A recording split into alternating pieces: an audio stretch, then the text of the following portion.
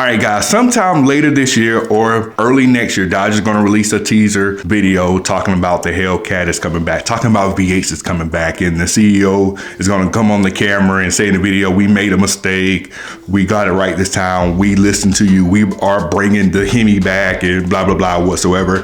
And then they're going to unveil the Hellcat, and everybody is going to jump for joy and scream, hooray, hooray, the Hemi is back. But soon after that, people are going to be saying, okay, the Hellcat is back, but what about other V8s? You said you're bringing V8 back, so what about everything else? And then the reality will set in that there are no other V8s that Dodge is bringing back. It's going to be Hellcat only. No 392, no 5.7, no other V8, just Hellcat. And people are going to be feeling betrayed and disappointed that now the only way you're going to get a V8 is drop $100,000 on a car. But the question is this, why is Dodge refusing to put any other V8 in this car except for the Hellcat engine? Let's go ahead and hop into the video.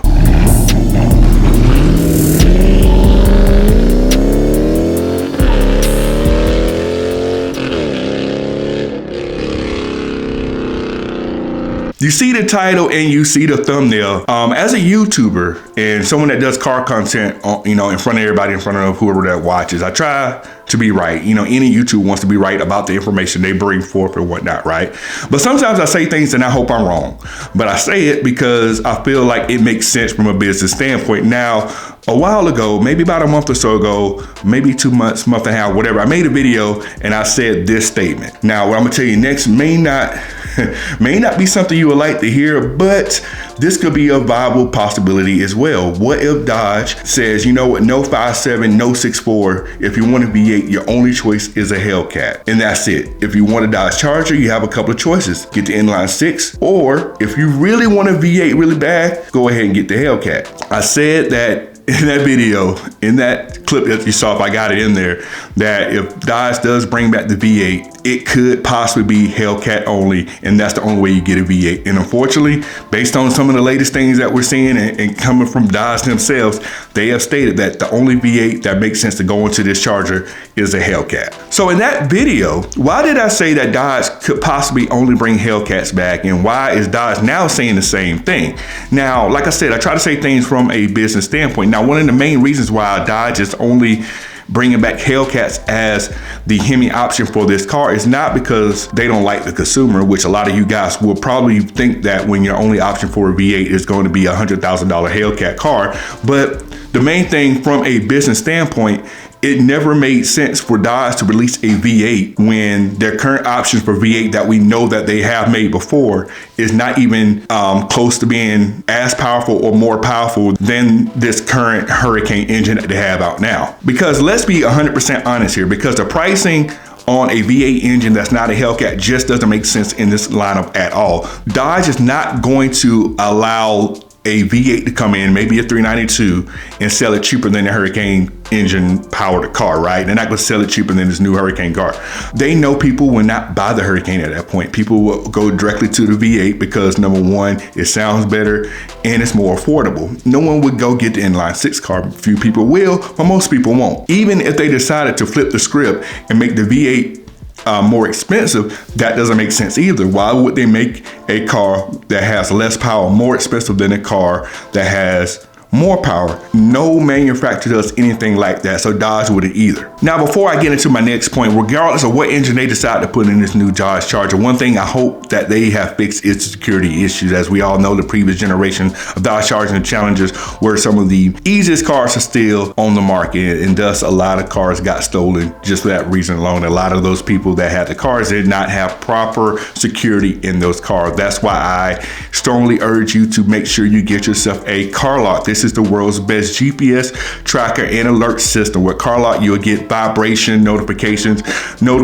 if your car is moved, engine started, all of that thing to help you own your car with the peace of mind. Get yourself a car lock using discount codes you see on the screen right now, and make sure to check the link because those discount codes can't update at any time, and I want you to have the most recent discount code here. So get your car lock, get yourself that peace of mind. Let's go ahead and get back into the video. So I know you guys are thinking like who cares about the Hurricane engine? We don't care care if it's less expensive, more expensive than that. Well, now we just want more affordable V8s in this car. Well, Dodge cares, and they care for this reason here. The Hurricane engine was made because of the fact that they needed an engine that couldn't be a V8 or not a V8 that made a lot of power. Now, they had to go this route because with the previous EPA regulations, Dodge was way out of compliance with their current lineup. They gave us 5.7, 6.4s, Hellcats, Red Eyes, Demon 170 engines. All that just completely screwed up compliance with this whole EPA regulation. So they knew they had to pivot extremely hard with this next car and engine to make sure they're in compliance going forward based on what they knew at that time.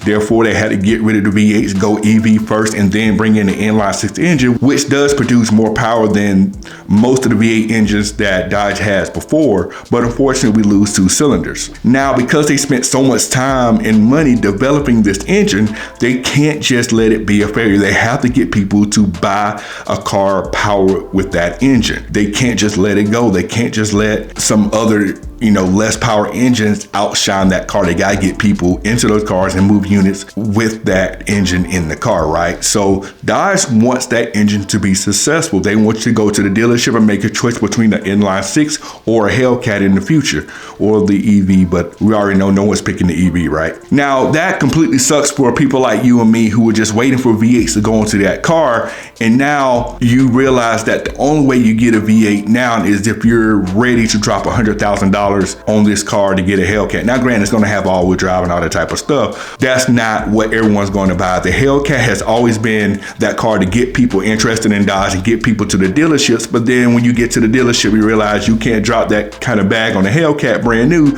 So you start looking at other cars such as your 5.7s, your V6 evens, Scat Packs. Some of us, we got Scat Packs and stuff like that. Those cars make much more sense from a financial portion. That's why you see more of those cars on the road than you see actual Hellcat. With this car more than likely costing at least close to $100,000, we're definitely not going to see that many Hellcats on the road. The Hellcat will go back to one of those cars that you rarely see. While that's cool for Dodge that they got the V8 back in it, like I said, it's going to suck for most of the people who's not going to buy a Hellcat who just wanted some sort of V8 in that car. Now, I don't want to leave this video without offering some sort of solution to this problem. How do you get a V8 in this car that makes it price-wise without overshadowing the inline six, and at least give that as an option for people?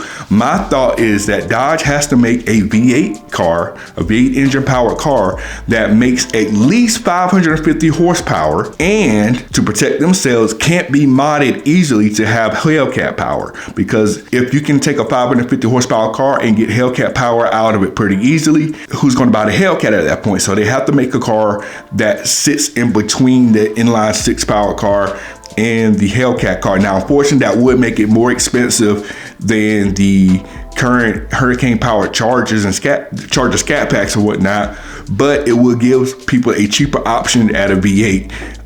But unfortunately, it definitely will be more than current Scat Packs and things like that. So that is my thoughts on that, guys. Like I said, it does suck for everybody that the V8 that is going to be coming out is only going to be Hellcat only for this new car. So if you do want a V8 in a new Charger, you need to start saving 3 years ago.